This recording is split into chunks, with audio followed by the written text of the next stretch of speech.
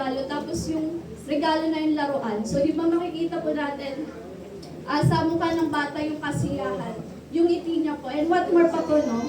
Kung tayo po, may dala po tayong regalo, tapos yung regalo na yon iaabot natin sa Panginoon. No? What more pa po kaya yung ngiti ng Diyos kapag tayo po yung nagbibigay ng talent natin at ng mga resources natin. Ayun po, as we give po no, our tithes and offering, lagi po nating tandaan na ang Panginoon po hindi po siya nakatingin sa kung ano po yung dala natin. No? Kundi po kung sino yung may dala at ano po yung dala-dala natin na puso kapag tayo po ay nagiging. So ayun po, sige po tayo po yung manalangin. Hallelujah, Panginoon. Maraming salamat po, Panginoon, sa umagang ito, Panginoon, na kami po, Panginoon, ay nandito, Panginoon, sa inyong sambahan, Panginoon. Lord, sa umagang ito, Panginoon, hipuin niyo, Panginoon, ang puso ng bawat isa, Panginoon. Lord, maraming salamat po, Panginoon, sa mga talents, Panginoon, sa mga blessings, Panginoon, sa mga resources, Panginoon, sa mga trabaho po ng bawat isa, Panginoon. Lord, tunay, Panginoon, na kayo po yung magbukas, Panginoon, ng mga opportunity, Panginoon, sa buhay po namin. Lord, tinataas po namin sa iyo ang lahat-lahat, Panginoon, ang maging pangangailangan po, Panginoon, ng bawat isa. Lord, sa mga magbibigay, Panginoon, kayo po yung mag-touch, Panginoon, ng puso ng bawat isa at kayo po ang mag-bless sa kanila at ibalik niyo po ito ng siksik, ligid at umaapaw na pagpapala, Panginoon. Maraming salamat po. Tinataos na po namin sa iyo ang lahat-lahat. At ikaw na po ang siyang bahala, Panginoon. At sa aming pag-aaral, Panginoon, ng inyong salita, Lord. Ikaw lamang po ang siyang manguna, Panginoon, sa aming gawain. Maraming salamat po. Ito na po ang aming dalangin sa pangalan ni Jesus. Amen.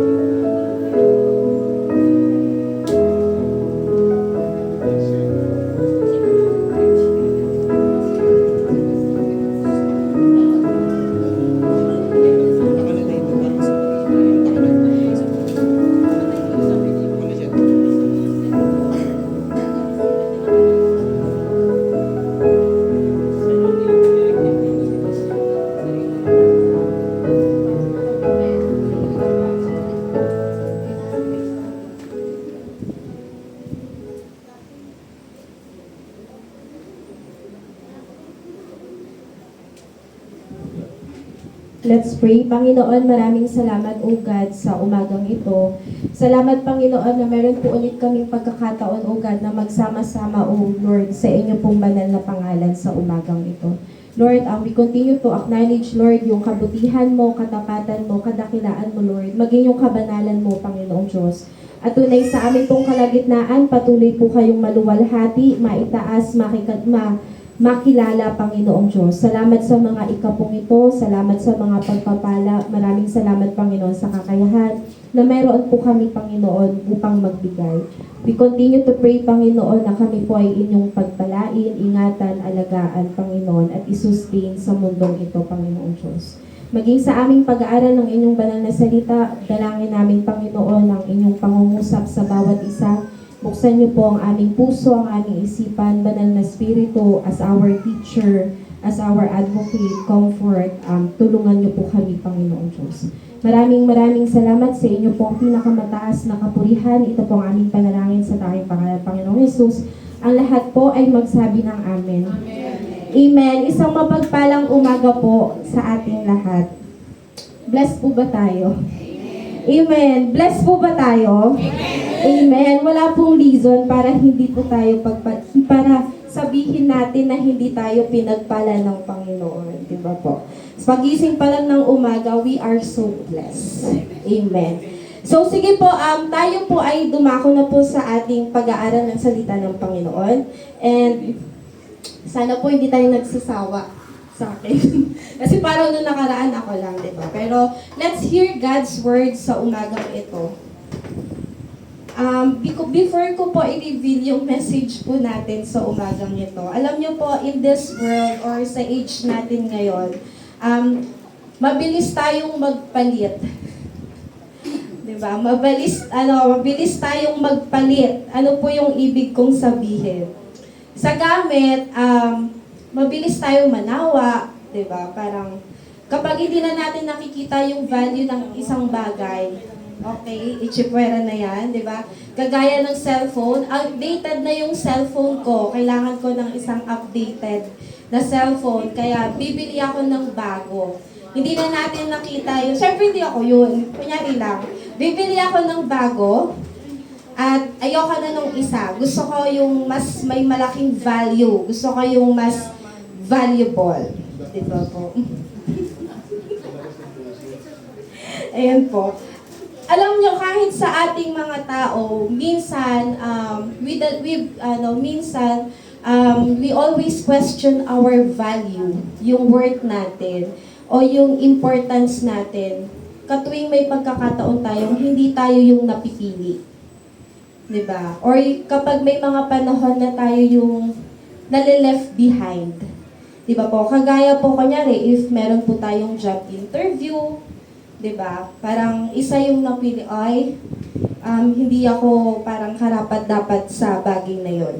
Or sa bahay po, kapag hindi tayo masyadong napapansin o nabibigyan ng importansya ng pamilya natin, we feel na parang wala namang nagkikare sa atin, wala namang nagbibigay ng importansya sa atin. Pero alam niyo po, ang mensahe ng Panginoon sa umagang ito, para i-remind tayo, matutunan natin sa umagang ito, ulit-ulit, that you are important to God. Sabihin mo nga, I'm important to God.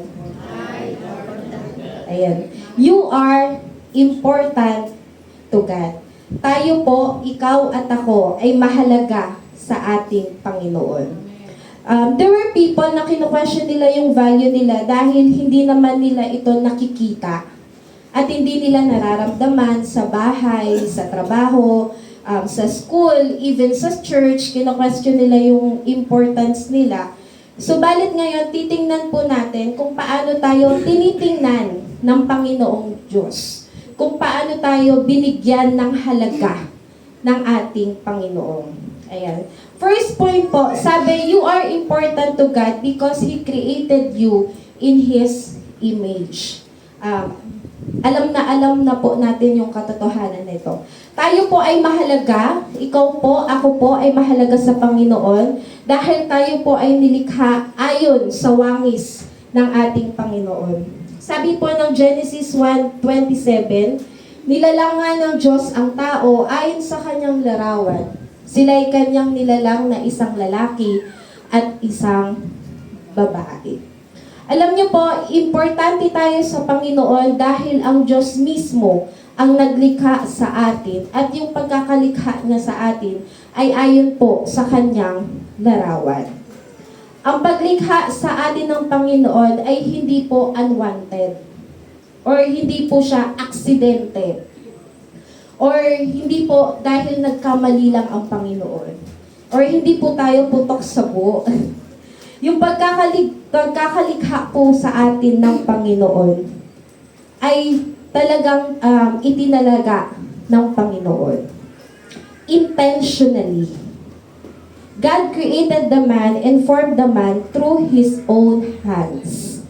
Alam niyo po yung very unique nung pagkakalikha ng tao, ng pagkakalikha ng Diyos sa tao, is lahat ng creation ay kinreate niya sa pamamagitan ng kanyang salita. Pero po, tayong mga tao ay kinreate niya sa pamamagitan mismo ng kanyang mga kamay. Alam niyo po sa isang produkto, kapag ang isang produkto ay pag sinabing handmade, di ba mas mataas yung presyo nun? Di ba kasi kapag handmade ang isang bagay, very polido, very personalized, di ba po? Kaya mataas yung value. How much more kung tayong mga tao is handmade by God? Alam niyo po, you are work of art made by God. Sabihin niyo nga po, I am work of art made by God. Ibig sabihin, isa po akong nilikha na gawa ng isang Panginoon, ng isang Diyos. Amen po. Amen. So, hindi lamang Diyos ang mismong, hindi lamang po tayo nilikha ng Panginoon, tayo po ang pinakamataas sa lahat ng kanyang nilikha. Hindi lang tayo nilikha ng Panginoon, we are God's highest creation. Tayo ang pinakamataas sa lahat ng nilikha ng Panginoon. Basahin po natin yung sinasabi ng awit 8:4-8. Sabi po ni David, si David po yung nagsasalita, ano ba ang tao upang pahalagahan? O ang anak ng tao upang iyong pangalagaan?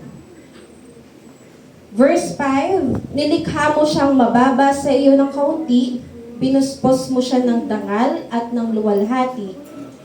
Verse 6, ginawa mo siyang pinuno ng lahat ng inyong nilikha sa lahat ng mga bagay, siya ang inyong pinamahala.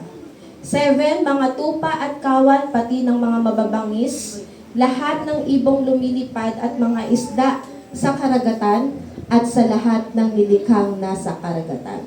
Sabi ng verse 4, sabi ni David, ano ba ang tao upang iyong pahalagaan?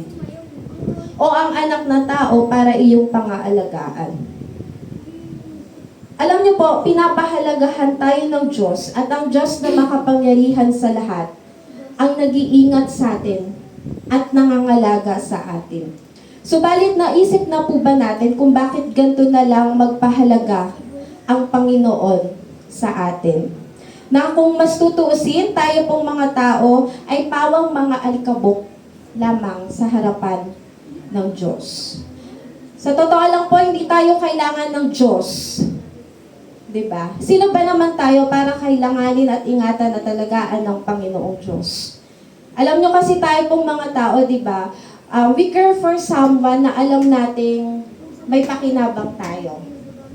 Diba? Mahalaga sa atin yung isang tao o yung isang bagay kapag meron tayong benefit dun sa tao na yon. Kapag wala, sino ka ba? Diba? Pag wala, bakit kita? Anuhin? Pero ang God, sa atin na parang, sino ba tayo? Wala naman tayong dulot, wala naman tayong pakinabang sa Diyos, pero ang sabi ng Bible, siya yung nangangalaga at nag-iingat sa atin. At ganun tayo, binibigyang importansya ng Panginoon. Diba? Wala tayong halaga, pero tayo po ay pinapahalagahan ng Diyos. Amen? Amen. Sabi po ng verse 5,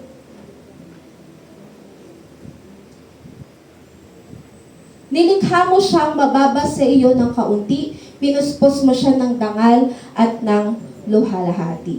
Sabi ko nga po kanina, we are God's highest creation. Tayo po ang pinakamataas sa lahat ng nilikha ng Panginoon. Finorm niya tayo through His hands. Nilikha tayong mababa, kaunti sa Diyos, at pinuspos niya tayo ng dignidad at dangal. Binigyan po tayo ng Panginoong Diyos ng honor and glory na wala po yung ibang creation. Na tayo lamang po yung meron nun. Diba? Kaya hindi po natin mako-compare ang sarili natin sa ibang nilalang o sa ibang hayop. Tatandaan po natin, hindi po tayo kapantay ng unggoy. Kasi ang unggoy, wala po silang honor and glory na binigay ng Panginoon. Tayo lamang pong mga tao. Amen? Hindi po tayo kapantay ng ating aso. Mas mataas tayo kesa sa ating aso. Marami sa atin, binobos natin yung aso natin eh. Di ba? Hindi ako makakalabas kasi binabantayan ko yung aso ko eh. Di ba? Nalilimitahan yung ginagawa ng tao. Why? Because sa aso. Pero, hindi naman po yung masama. Depende po yun sa pagmamahal natin sa alaga nating aso. What I'm trying to say po is mataas tayo sa lahat ng nilikha ng Panginoon. Amen po. Amen. At hindi lang tayo nilikha ng mataas kasi binigyan po tayo ng authority ng Lord over His creation. Na tayo po ang mamumuno. Diba?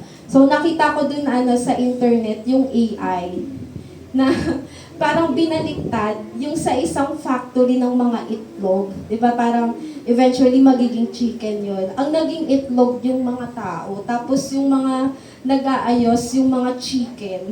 Diba? Parang sobra ang galing ng AI, binabaliktad niya. Diba? Na tayong tao daw yung mga magiging dapat kainin, tayong mga tao yung aalagaan, tas mga chicken yung mag-aalaga sa atin. Very baliktad.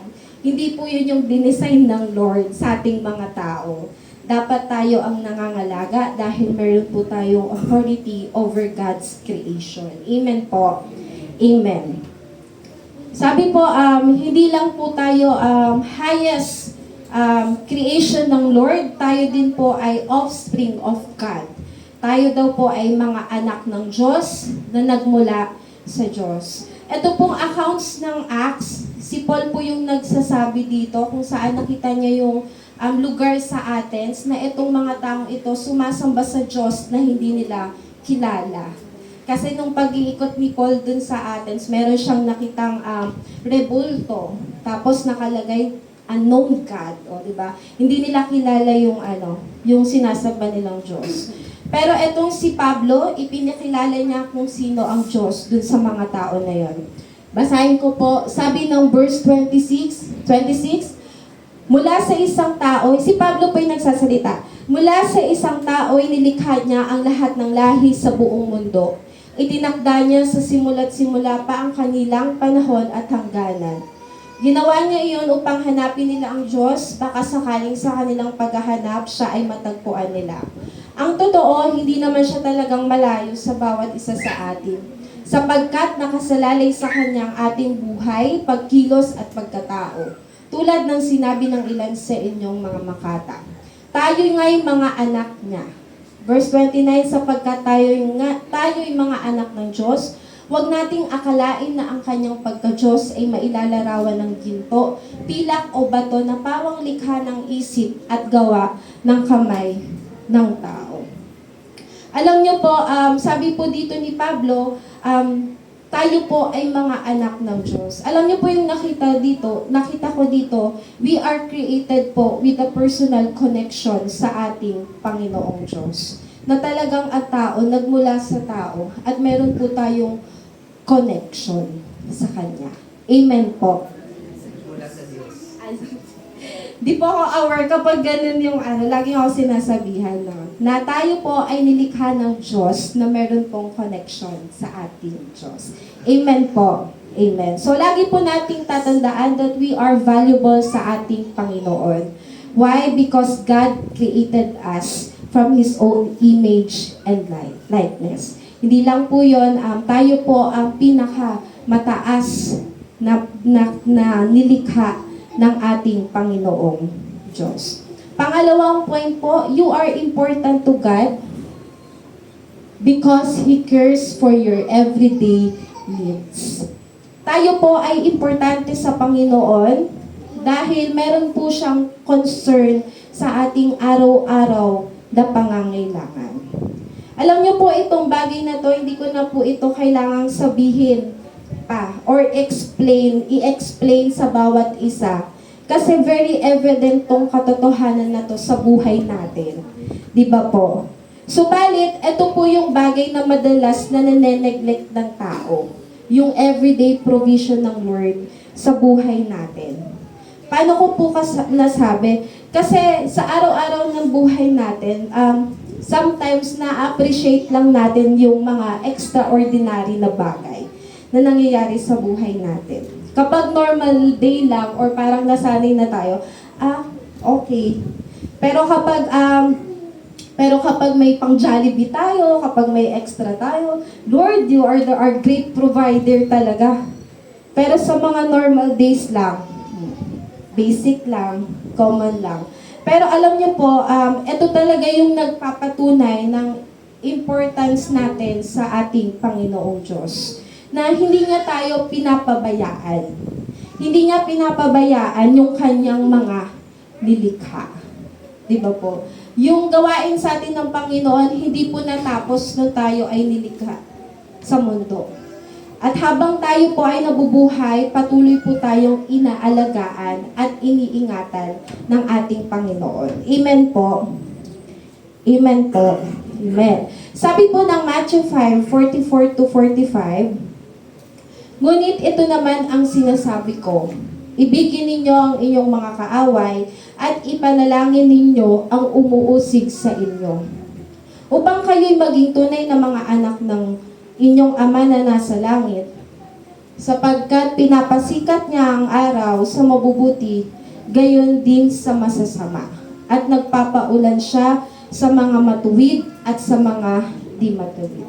Alam niyo po, kung mababasa po natin sa verse na to, very clear yung sinasabi ng Lord na yung provision ng God, hindi lang po sa ating mga Kristiyano, kundi sa lahat po ng tao. Masama, mabuti, nagpapaulan ng Diyos, sa maging sa mga matuwid at hindi po matuwid. Ganun po kabuti ang Panginoon. Diba? Kahit yung mga taong hindi po kumikilala sa Kanya, kinokos niya na magsikat ang araw dun sa mga taong iyon at patuloy na mamuhay. Pinoprovide pa rin ng Lord yung kanilang mga pangangailangan. Sabi din po na Acts 14:17, gayon man, nagbigay siya ng sapat na katibayan upang makilala niyo siya sa pamamagitan ng kabutihang ginagawa niya sa inyo. Binigyan niya kayo ng ulan mula sa langit ng masaganang ani at takdang panahon. Binubusog niya kayo ng pagkain at pinupuno ng kagalakan ang inyong mga puso. Alam niyo po, ang goodness ng Lord ay very evident po. Sabi ko nga po kanina, hindi lang sa ating mga Kristiyano, maging sa mga hindi Kristiyano, sila po ay makakapag-testify ng kabutihan ng ating Panginoong Diyos. Diba? Kung sa mga hindi nga mabubuting tao, mabuti ang Lord, how much more sa atin pang kanyang mga anak. Diba? Kung doon nga sa mga hindi mabubuting tao o sa mga unrighteous na hindi nakakakilala sa Kanya, nagbibigay siya, iniingatan niya, paano pa kaya tayong Kanyang mga anak. Alam niyo po, nagsilakihan tayo ng ganito, and I believe lahat ng iyon, hindi lang dahil sa parents natin, but dahil sa pagkalinga at pag-iingat sa atin ng ating Panginoon. Amen. Amen. Lumaki tayo ng ganito, nandito tayo sa sitwasyon na ito dahil po yun sa ating Panginoon. At tayo mismo, bawat isa sa kwarto na ito ay makakapagpatunay ng kabutihan ng Lord sa buhay natin. Amen po. Amen. So, ganun tayo binibigyan ng importansya ng ating Panginoon. Every day, meron siyang provision. At wala pong tao dito ang makakapagsabi na sila po ay pinagkulang ng ating Panginoong Diyos. Amen po. Amen.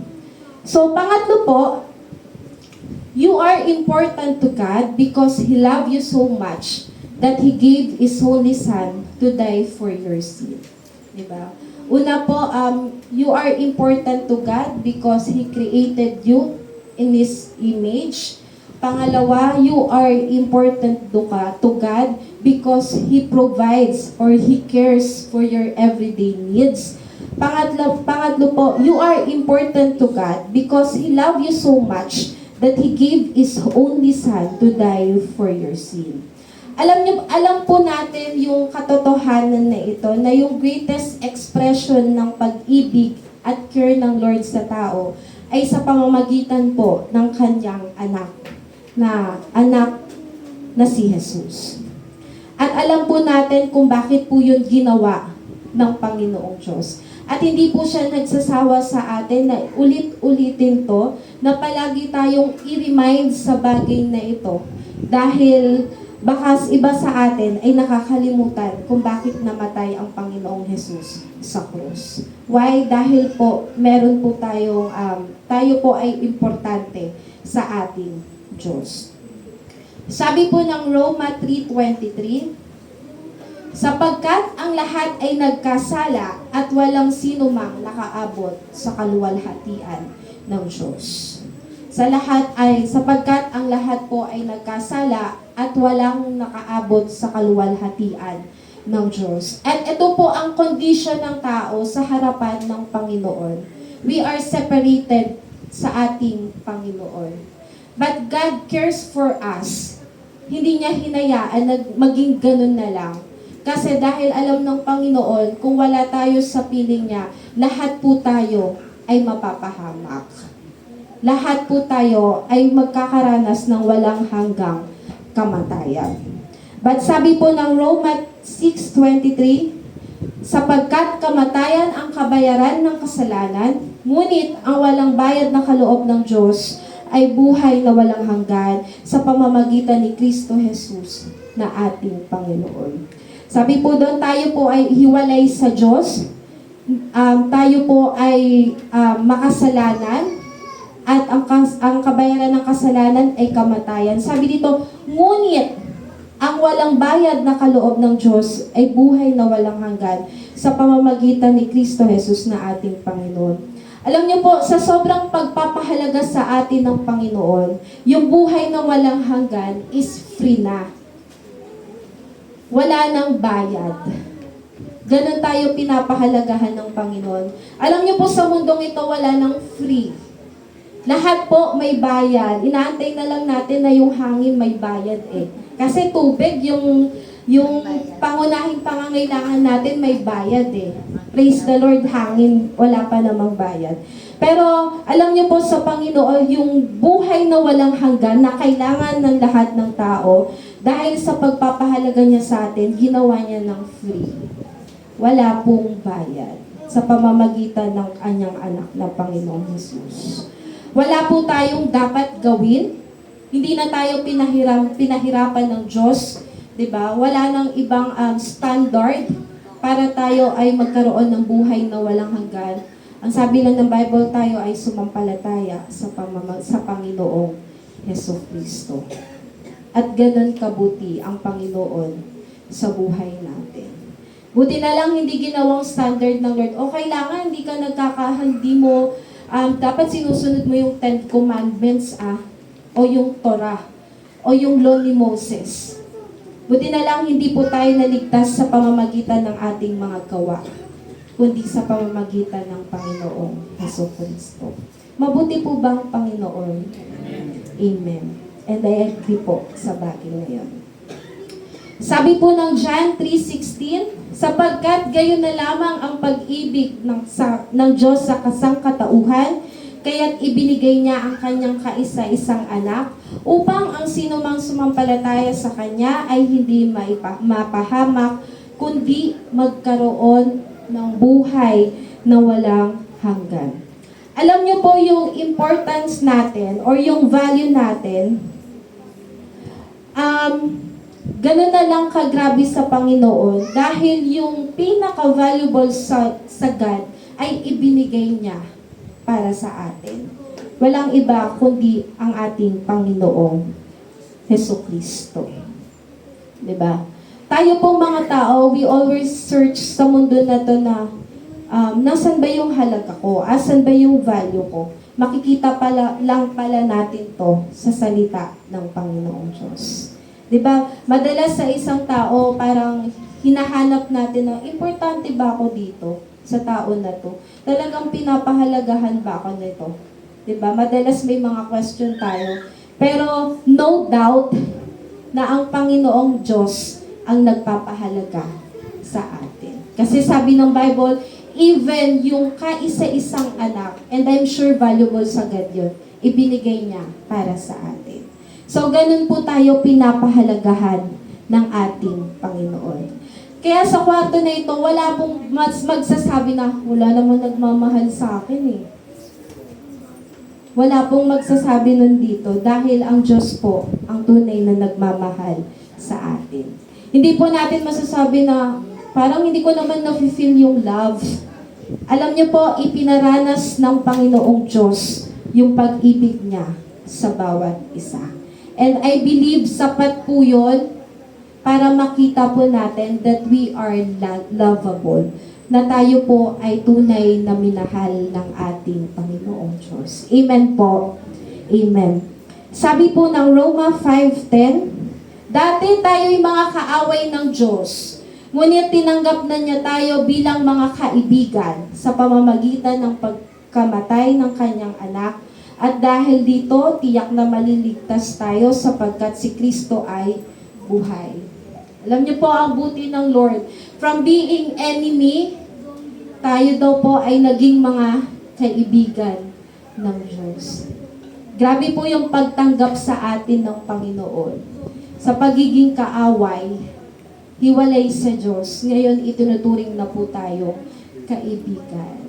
Diba? Meron na tayong close relationship sa ating Panginoon.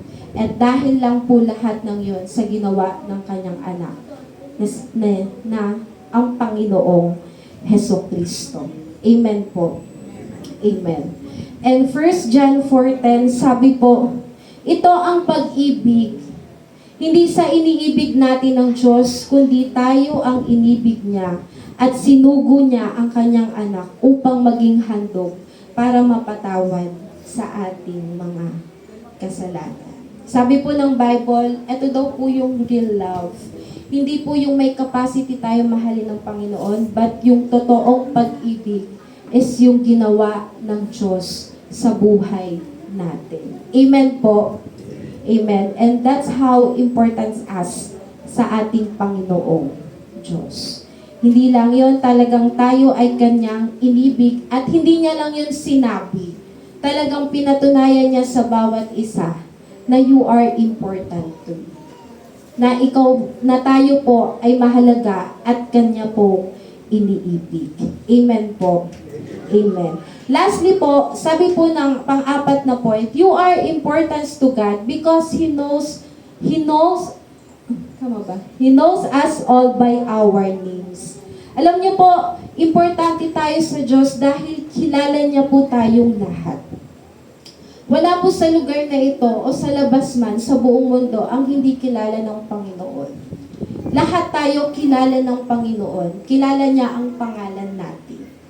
Kung sino tayo, anong ginagawa natin, lahat po hayag sa ating Panginoon. Sabi po ng Mateo 10:29-31, hindi ba't napakamura ng halaga ng 2 maya?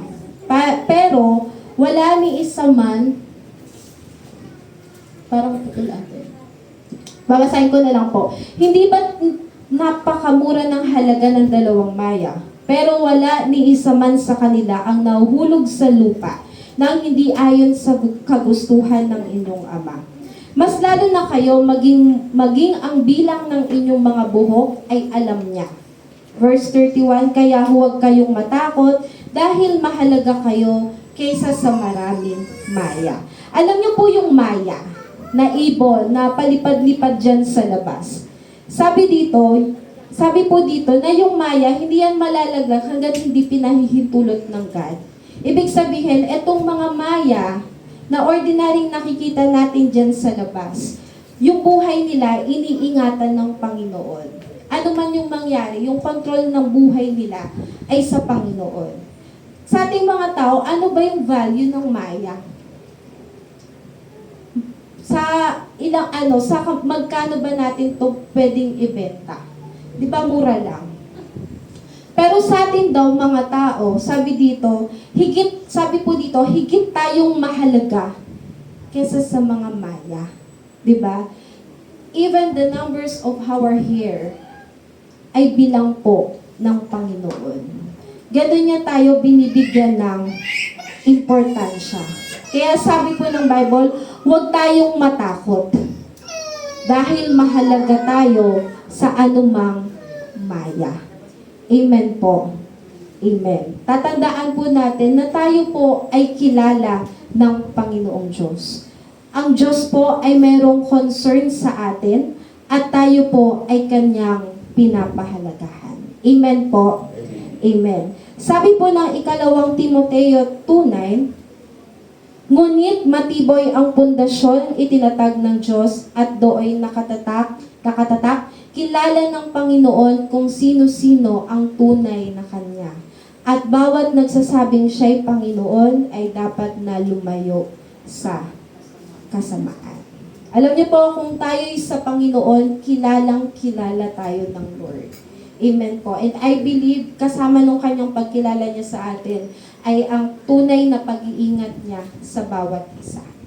Sabi po, you are valuable to God. You are important sa Panginoon.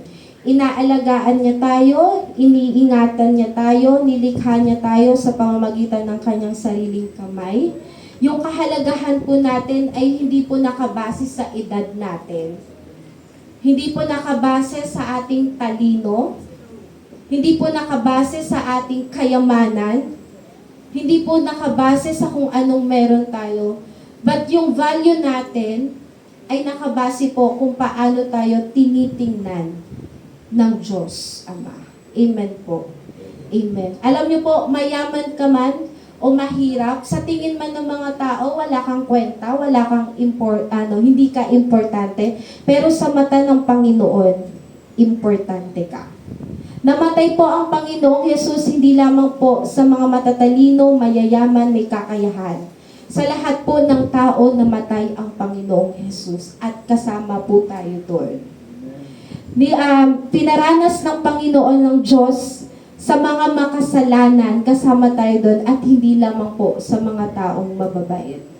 Even kung iniisip mo that you are the worst person, ikaw yung pinakamakasalanan, I tell you, mahalaga ka pa rin sa Panginoon. Kung sa bahay ninyo, nafe-feel mo na wala kang importansya, di ba, nineneglect ka ng mga anak mo, nineneglect ka ng mga kapatid mo, ng magulang mo, but in the eyes of God, you are important. Amen po. Or even in this church, kung sa tingin mo wala tayong halaga sa bawat isa, I tell you, sabi po ng Bible, you are important to God. Amen po. Why? Namatay si Jesus para sa ating lahat. Pinadama niya yung pag-ibig niya sa ating lahat. Amen po. Kaya kahit anong sabihin ng tao that you are worthless, di ka naman mahalaga, sino ka ba? But in the eyes of God, importante po tayo. Amen po. Our word ay nakabase po sa kung ano yung sinasabi ng salita ng Panginoong Diyos. Amen po. Now, gusto ko naman tong i-ask yung question nito. Now that we know na inibigyan tayo ng halaga ng Panginoong Diyos, ito rin kasi yung isang question na nag-struck sa akin. Now, how did you value yourself? Kung gaano ka iniingatan ng Panginoon, now this is the question para po sa bawat isa. Paano mo naman iniingatan yung sarili mo? How you give importance sa physical being mo? Paano mo iniingatan yung physical body mo? Paano mo iniingatan yung spiritual being mo? Alam niyo po, yung buong katawan natin, espiritu, kaluluwa, physical na katawan, lahat po yan napailalim sa pangangalaga ng Panginoon.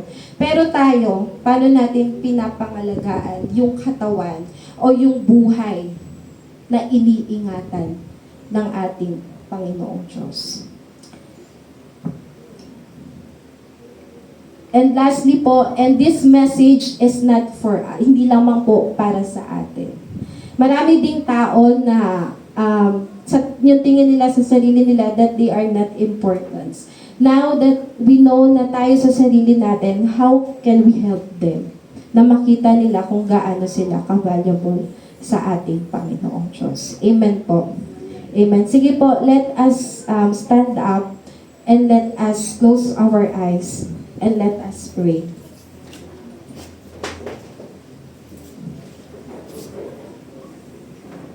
Panginoon, maraming salamat ugad sa inyo pong salita sa umagang ito. We thank you, Panginoon, dahil binibigyan niyo po kami ng halaga, Panginoon. Tunay, Lord, na hindi po kami deserving sa bagay na iyon. But we thank you, Panginoon, sa grace and mercy mo sa buhay namin, Panginoon. Lord, we pray, Panginoon, na yung salitang ito ay patuloy niyo pong stick sa heart namin, sa mind namin, Panginoon, that our worth, Lord, and importance, Panginoon, ay sa inyo lamang po matatagpuan, Panginoon. Salamat, Panginoon, sa patuloy niyo pong pag-iingat sa amin, O God, sa patuloy mong pangangalaga sa amin, Panginoon. Maraming salamat, Panginoon, dahil itinuturing niyo po kaming sa inyo, Panginoong Diyos. Lord, we pray, Panginoon, na tulungan niyo po kami na sa araw-araw ng buhay namin, Panginoon, ma-remind po kami na katotohanan, Lord, that we are all important and we are all loved, Panginoong Diyos. Maraming salamat po, Panginoong Diyos, and we continue to commit, Lord, yung buhay namin sa inyo, Panginoon. Panalangin po namin na patuloy kaming magbigay ng pagpapala, Lord, sa inyo pong banal na pangalan at tunay na magamit niyo po kami sa inyo pong kaluwalhatian. Maraming salamat po, Panginoon, sa inyo po ang mataas na papuri sa pangalan ng Panginoong Yesus. Ang lahat po ay magsabi ng Amen. Amen. Sige po, para po sa ating question, sa ating pong discussion sa umagang ito, papalakayan ko na lang. Sabi po, number 1 question po, alam mo ba na ikaw ay